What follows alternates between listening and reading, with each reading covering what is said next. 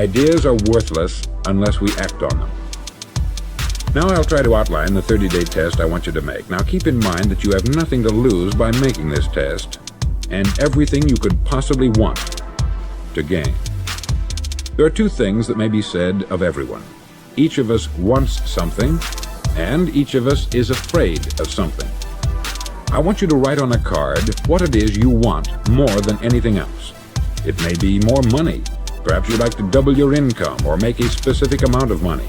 It may be a beautiful home. It may be success at your job. It may be a particular position in life.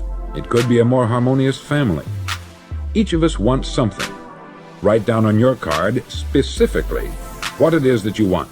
Make sure it's a single goal and clearly defined.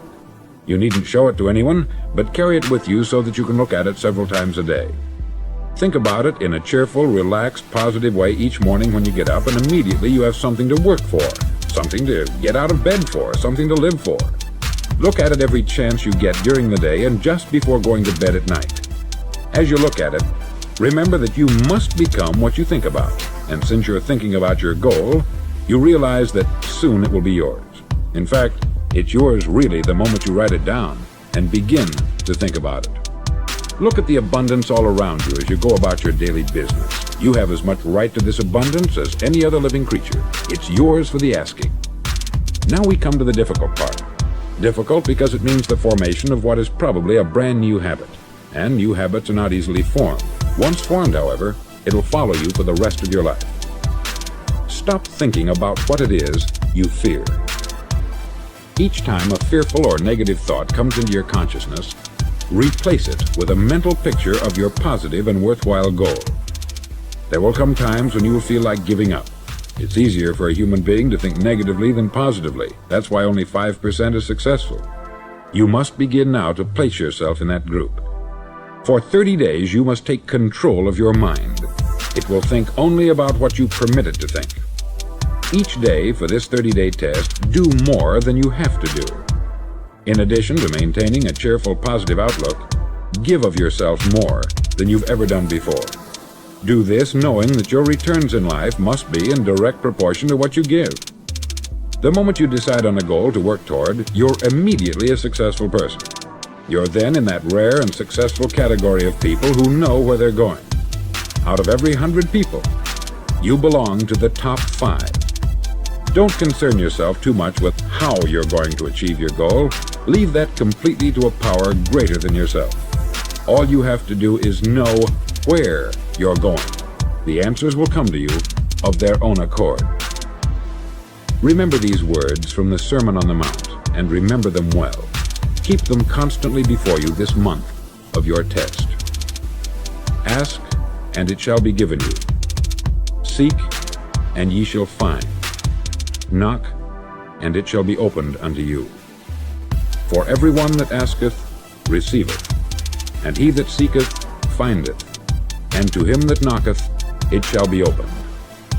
It's as marvelous and as simple as that. In fact, it's so simple that in our seemingly complicated world, it's difficult for an adult to understand that all he needs is a purpose and faith. For 30 days, do your best. If you're a salesman, go at it as you've never done before, not in hectic fashion, but with the calm, cheerful assurance that time well spent will give you the abundance in return you deserve and want.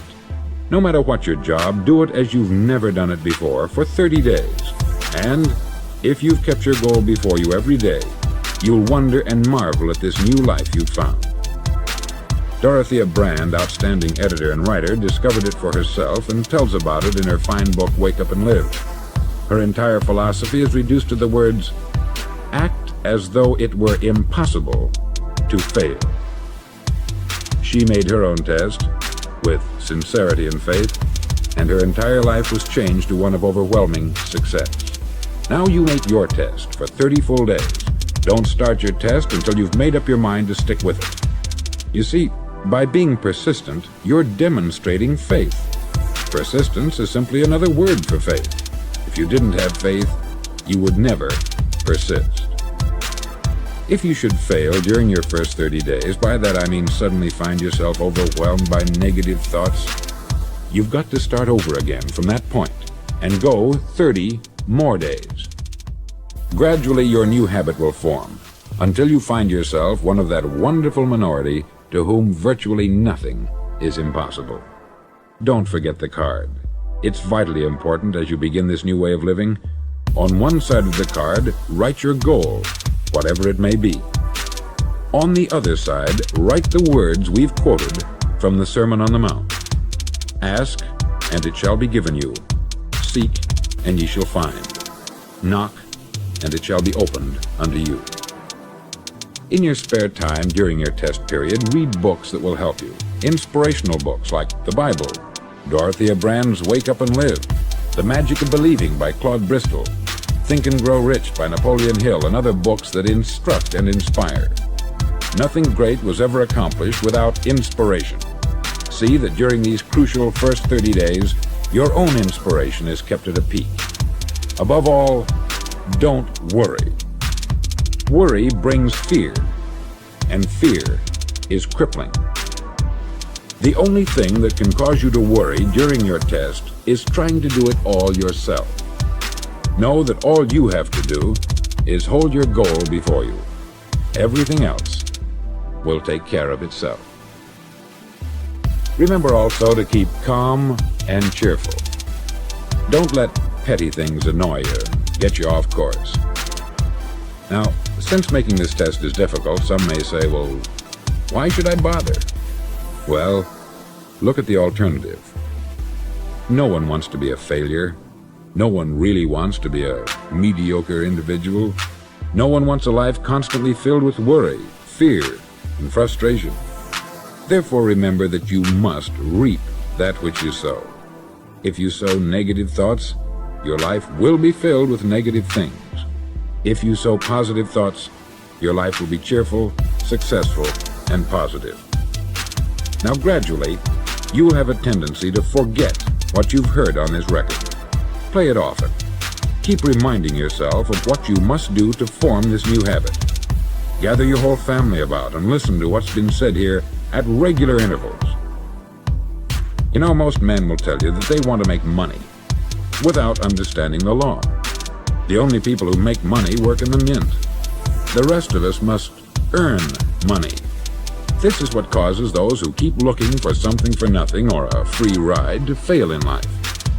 The only way to earn money is by providing people with services or products which are needed and useful. We exchange our product or service for the other man's money. Therefore, the law is that our financial return will be in direct proportion to our service. Success is not the result of making money. Making money is the result of success. And success is in direct proportion to our service. Most people have this law backwards. They believe that you're successful if you earn a lot of money. The truth is that you can only earn money after you're successful. It's like the story of the man who sat in front of the stove and said to it, "Give me heat, and then I'll add the wood." How many men and women do you know, or do you suppose there are today, who take the same attitude toward life? There are millions. We've got to put the fuel in before we can expect heat. Likewise, we've got to be of service first before we can expect money. Don't concern yourself with the money. Be of service. Build, work, dream, create. Do this, and you'll find there's no limit to the prosperity and abundance that will come to you. Prosperity is founded upon a law of mutual exchange. Any person who contributes to prosperity must prosper in turn himself. Sometimes the return will not come from those you serve, but it must come to you from someplace, for that is the law. For every action, there is an equal and opposite reaction. As you go daily through your 30-day test period, remember that your success will always be measured by the quality and quantity of service you render, and money is a yardstick for measuring this service. No man can get rich himself unless he enriches others. There are no exceptions to a law. You can drive down any street in America and from your car estimate the service that's being rendered by the people living on that street. Had you ever thought of this yardstick before? It's interesting. Some, like ministers and priests and other devoted people, measure their returns in the realm of the spiritual, but again, their returns are equal to their service.